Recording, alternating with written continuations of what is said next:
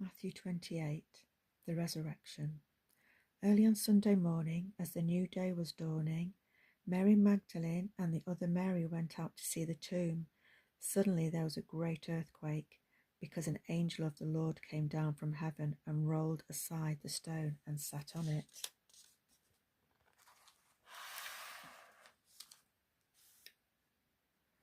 His face shone like lightning, and his clothes was as white as snow. The guards shook with fear when they saw him, and they fell into a dead faint. Then the angel spoke to the women. "Don't be afraid," he said. "I know you are looking for Jesus who was crucified. He isn't here. He has been raised from the dead, just as he said would happen. Come, see where his body was lying. And now go quickly and tell his disciples he has been raised from the dead, and he is going ahead of you to Galilee. You will see him there. Remember, I told you." The women ran quickly from the tomb.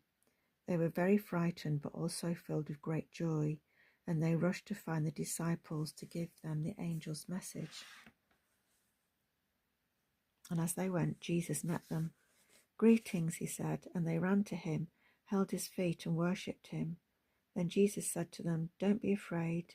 Go tell my brothers to leave for Galilee, and they will see me there." As the women were on their way into the city, some of the men who had been guarding the tomb went to the leading priests and told them what had happened.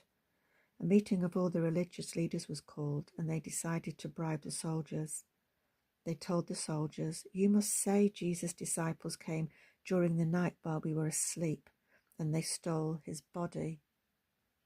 If the governor hears about it, we'll stand up for you, and everything will be all right." So the guards accepted the bribe and said what they were told to say. Their story spread widely among the Jews, and they still tell it to today. Then the 11 disciples left for Galilee, going to the mountain where Jesus had told them to go. When they saw him, they worshipped him, but some of them still doubted. Jesus came and told his disciples, "I have been given complete authority in heaven and on earth. Therefore go and make disciples of all the nations, baptizing them in the name of the Father and the Son and the Holy Spirit.